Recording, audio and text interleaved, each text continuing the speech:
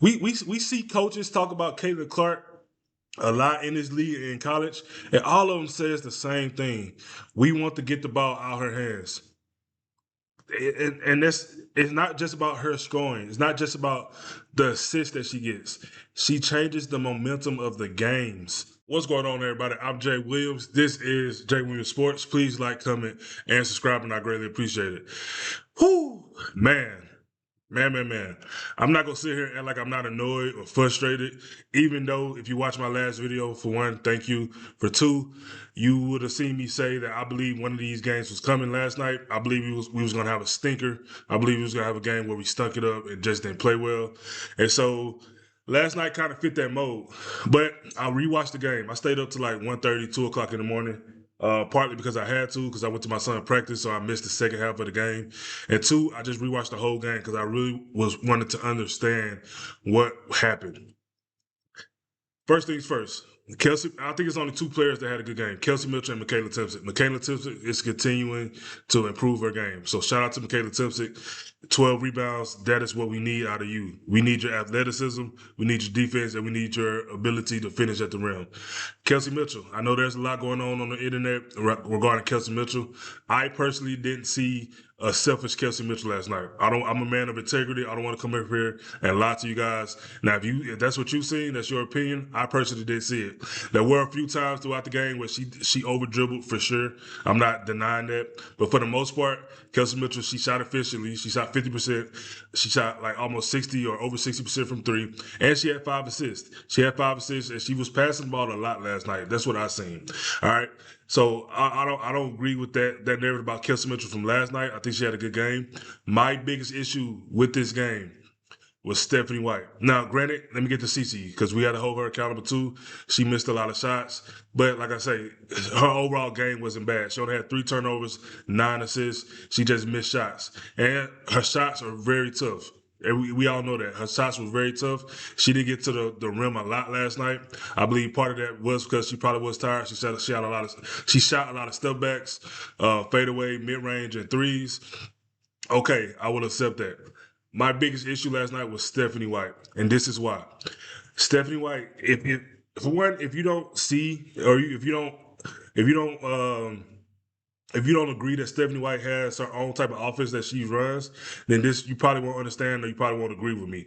But I think it's clear that from game to game, this team runs different types of offenses. You have Stephanie White, the most offense, and then I believe you have the Stephanie White where she allows Kayla Clark to be the engine, or she allows Kayla Clark to run the show. Now, what goes into that decision, I have no idea. I still can't put my finger on it. But last night was the Stephanie White motion offense, and I think that was clear. Now, for me, she said she liked the ball. She liked the ball to be popping. In a Stephanie White offense, I don't see the ball popping. I really don't. I see the ball. It goes from like side to side, and that's it. And that's it. And now the thing that frustrates me the most with this offense is Kelsey Mitchell gonna get hers regardless.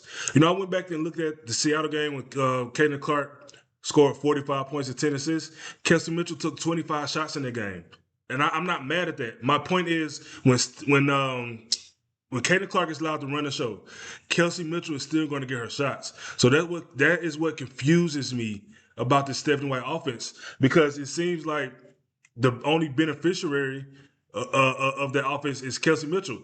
And I think that's why we see Aaliyah Boston start to force shots in the second half, because Aaliyah Boston is going to get her shots.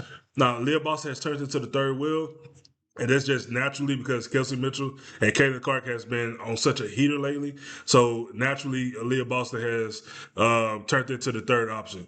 But at the same time, Aaliyah Boston still is going to get her 10 to 12 shots a game.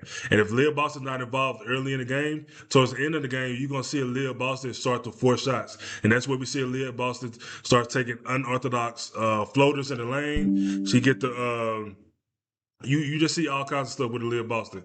I don't understand the offense from last night. That's what frustrates me the most. Another thing that frustrates me the most, and it's not to blame these players. Monique Billings, the Mahisha Hines Allen, players like that. I don't understand why they have such a green light to take these, I'm not going to say ridiculous shots, but shots early in the shot clock. If you get what I'm saying, like if they wide open, cool. But there's a couple times I seen Monique Billings take a shot with like 16, 15 seconds left in the shot clock. It's like, where, who, why does she feel so comfortable to do that with Kelsey Mitchell, AB, and Caitlin Clark on the floor? Them are your three scorers. Now, if you have a wide open lane, cool. But Monique Billings got the ball one time, and she got the ball, and she quickly did a turnaround dribble and shot like a fadeaway inside the paint. I'm like this doesn't make sense to me. That's not the shot we want. Now, if it's late in the shot clock, if you wide open for a three or whatever, cool, take the shot. But that's not the shot we want when we have three all-star starters on the floor. Another thing that frustrated me is we have to start playing smart basketball, man. I don't know the young lady name or the lady name from Dallas, the tall center who was just blocking everybody's shot. At some point, we have to realize we cannot take this ball to the hole and just throw up these lazy layups. All right. We cannot do that. At some point, we have to say, okay, she's blocking out all our shots. She has a rhythm going. She's a rim protector. We still can drive the ball to the lane, but let's put up for a floater. Let's pull up for a midi, or let's drive, collapse the defense, and kick it out.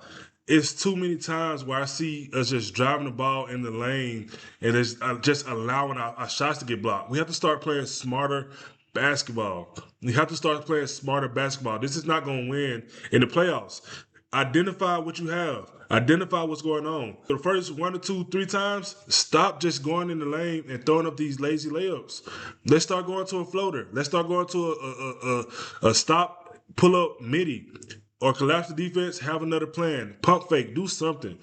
Do something. Like, it's no excuse for just driving the ball in and allowing her to just block all these shots. I want to show this video. This just it really bothers me. Like, and keep in mind, I've been on both sides of this. In high school, I was a top athlete. I'm talking about getting recruited by the major big time schools. I was so much of a star in high school. I pretty much did, and I'm not bragging about this, but I pretty much did what I wanted to in class. So I've been on this level of stardom in high school, right? I didn't make it to the pros or anything. When I went to college, I was on the other side. When I went to college, I quickly found out that there was 1,000 other players bigger, faster, stronger than me. I was at the bottom of the totem pole. Barely got to play. You know, I lived both lives. All right, I didn't make it to the pros, obviously, but I say that to say this. I understand in sports there is ranking, right? And with this Indiana Fever, really with the whole WNBA, but especially with the Indiana Fever, it seems like they don't understand that. And there's this video I want to show of Jeff Teague, and I will show it, but it's just a lot of cursing and all this nonsense. It's not a straight clip. They get the joking and stuff. But basically what Jeff Teague said when he got to the league, and this is Jeff Teague, who with the Wake Forest, a star point guard, I think he averaged almost 20 points his sophomore year, averaged about 17 points his freshman year, went to the league, and it was none of that. The coaches said, hey, these are your stars. It was like Joe Johnson, somebody else, and a couple other players. These are your stars. The only way you play is if you get them the ball. The only way they like you is if you get them the ball, right? And I may drop the link to that video in the description just so y'all can look at it for yourselves. But I feel like this team needs some of that. This team needs some ranking. This team needs some ranking, man. And Stephanie White, I try not to get on you too much, even though I don't think you are that great of a coach for Caitlin Clark. Like, you made it to the semifinals last year. I give you your flowers, but I don't think you are coaching Caitlin Clark the best at all. And that offense last night was diabolical. It was diabolical, man. I don't like it. I don't get it. I don't understand it.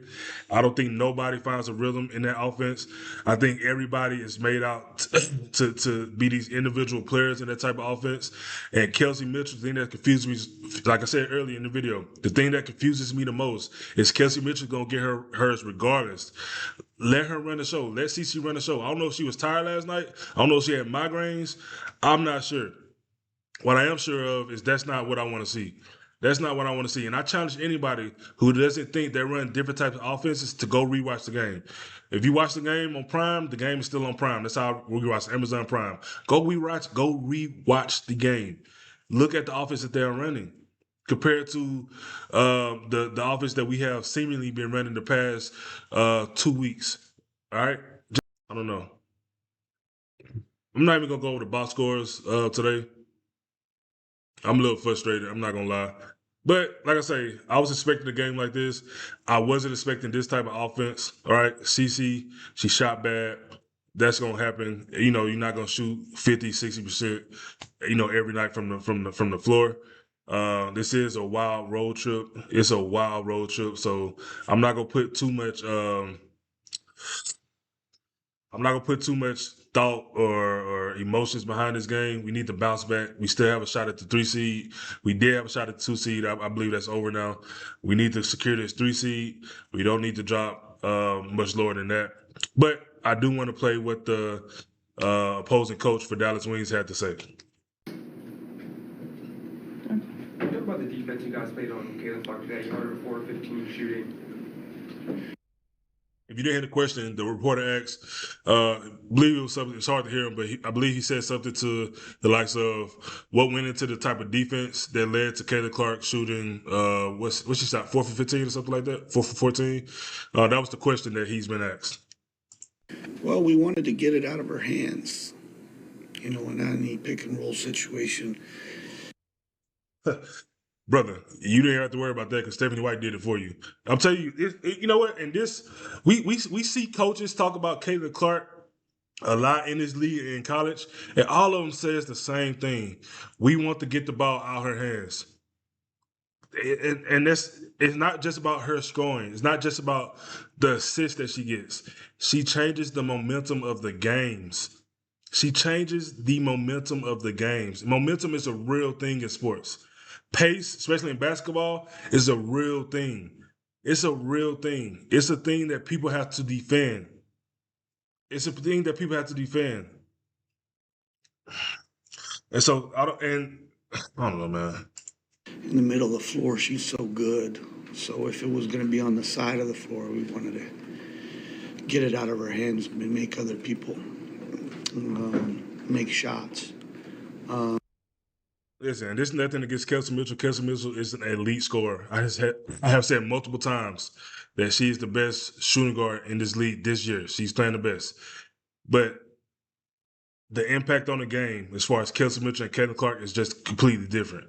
All right, it's completely different. That's why I don't understand why Stephanie White doesn't like the ball in her hands. I think she said at the beginning of the year, everybody is expecting it. It's like, so what? Make them stop it.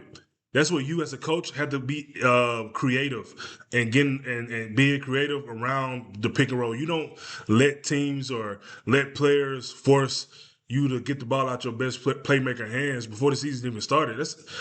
That's just the not idolatry. What you call it? What's the word for it? Ideology of basketball that Stephanie White has.